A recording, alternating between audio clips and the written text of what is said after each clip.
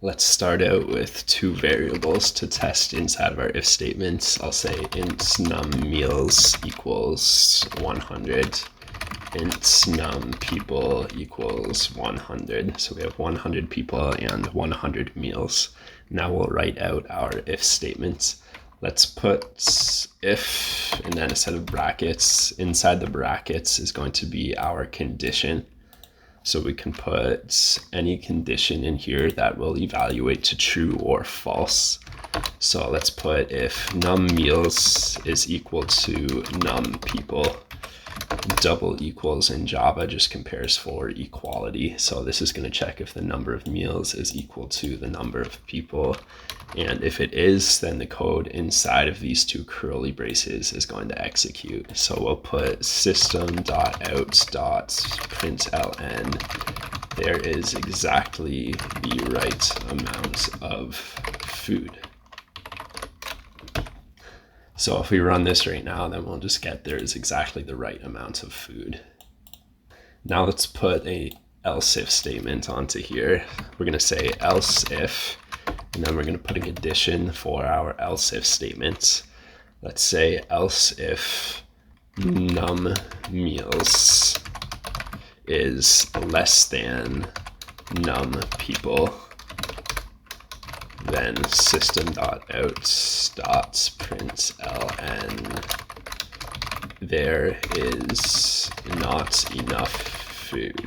And this else if statement is only going to be evaluated, this else if condition is only going to be evaluated if the condition above it in the if statement evaluates to false. Execution continuing. So if we wanted to make sure this second else if condition is always looked at, then we wouldn't use an else if statement here. We could just write another if statement down here. So right now this else if statement is only looked at if the number of meals is not equal to the number of people. So let's put number of meals is 80. So now we're going to get there is not enough food. Execution continuing. So as soon as any one of these statements evaluates to true, then the execution continues down to here without looking at the rest of the conditions. We could put another else if statement in here if we wanted to. Let's put an example of something that we wouldn't usually put in here, something that's not a good idea to put in. Let's put else if num people equals 200.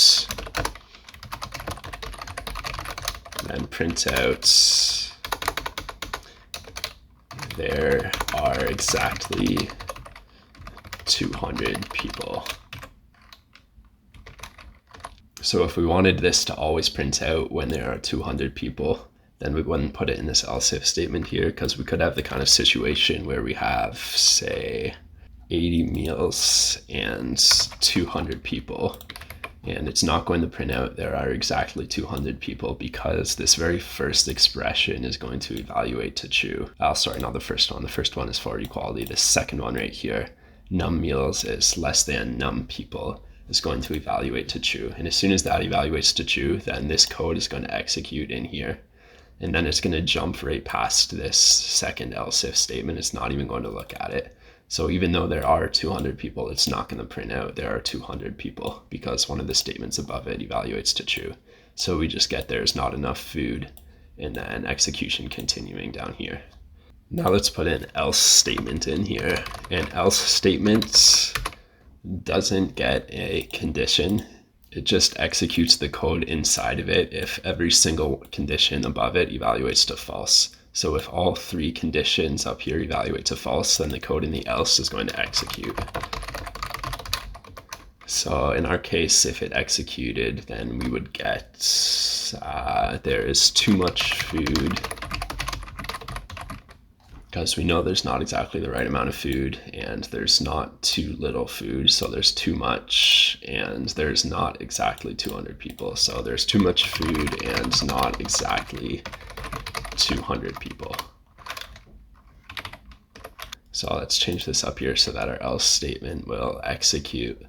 Let's make 201 people and 800 meals. So now we're going to get our else statement executing. There is too much food and not exactly 200 people. And I should note, for anyone who's never written if-else-if blocks before, that none of this is possible without the first if statements. So we couldn't just have else if and else statements. That doesn't work. We need the original if statements in here. Otherwise, the rest of it won't work. The else if statements are optional. We could leave those out and this code would still work fine. We would just have the if statements, and if the if statement wasn't true, then the else statement would execute. And the else statement is also optional. We could leave it off. We could just have if and then some else ifs and then continue with our code down here.